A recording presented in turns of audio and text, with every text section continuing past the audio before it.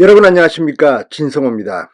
지금 더불어민주당 이재명 대표는 성남FC 후원금 의혹으로 검찰 조사를 받았습니다.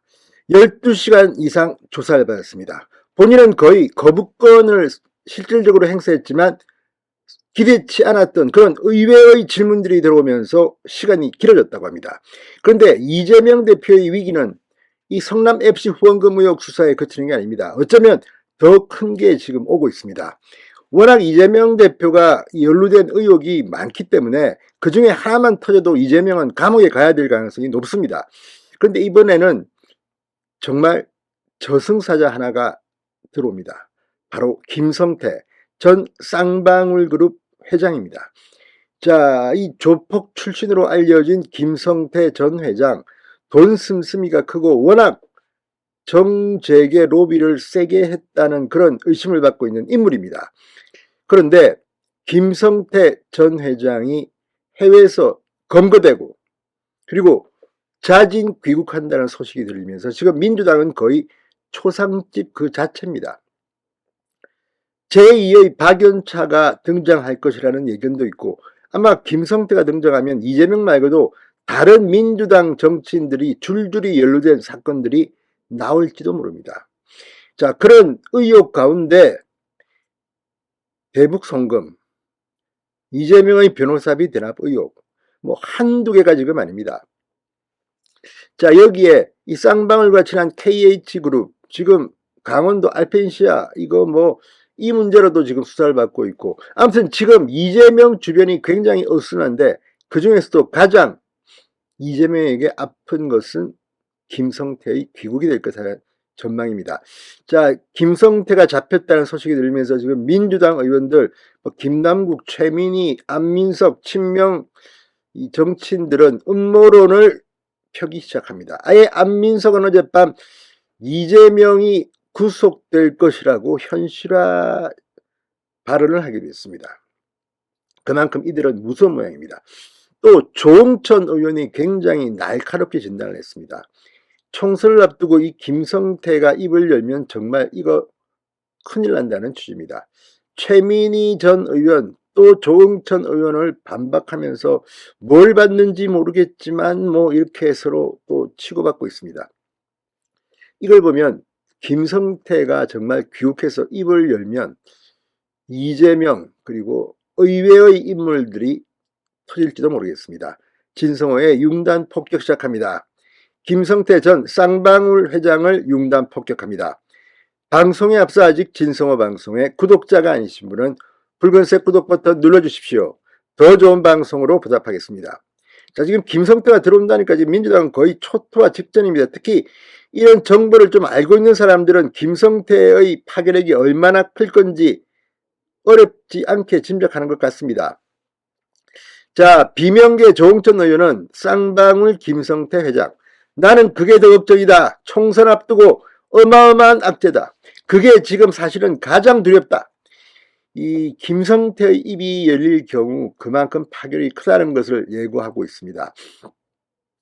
자, 안민석 의원은 어젯밤 CBS 라디오 박재홍의 한판 승부에 나와 이재명 대표가 검찰에 수사를 받으러 간 날, 소환된 날 그렇게 오랫동안 아마 지난 작년 5월 달에 해외로 나간 걸로 알고 있는데요. 거의 8개월 만에 똑같은 날 김성태 전 회장이 체포됐다는 게 이게 과연 정말 우연의 일치일까 이렇게 의혹을 제기했습니다. 왜 하필 그날 잡혔을까? 본인으로서 얼마든지 방어권 행사하기 위해 최대한 7, 8개월 동안까지 국내에 들어오지 않고서 저항권을 행사할 수 있었는데 하루 사이에 자진 귀국으로 지금 알려져 있지 않나. 어느 정도 뼈 맞춘 그런 시나리오가 진행되고 있지 않나. 자, 이거 보면 안민석이라는 사람은 국회의원인데 지금 최대한 7, 8개월 동안 국내에 들어오지 않고 저항권을 행사한다, 밖에서. 아무튼 이 사람은 지금 이게 정의나 뭐 국민의 이익 이런 게 아니라 무슨 민주당의 이권 카르텔이고 그거에만 봉사라고 하는 건지 기가 막힙니다. 상상력이. 그러면서 이 김성태 회장과 검찰 간의 이해관계가 일치하는 부분이 있겠다. 그리고 김성태 회장이 과연 이재명에게 체포가 유리할까 불리할까 그거 판단하면 뻔하지 않겠나. 그래서 쌍방울의 기업에 여러 가지 약점들이 있을 수가 있겠다. 그러니까 뭐 약점이 있어서 이재명에 대해서 분다? 아무튼 그렇게 이야기하고 있습니다. 그러면서 이재명 구속 가능성에 대해서 지금은 이제 정치적 상상력을 뛰어넘는 국면이 되어버렸다. 저는 이재명 대표의 구속도 이게 현실화될 것이다.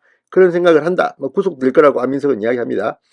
왜냐 그러면 야당 대표를 소환한다는 것이 우리 정치적인 상상력을 뛰어넘는 일이다. 역시 이제는 야당 대표를 구속하기까지 하는 정치적 상상력을 뛰어넘는 일도 발생할 것이다.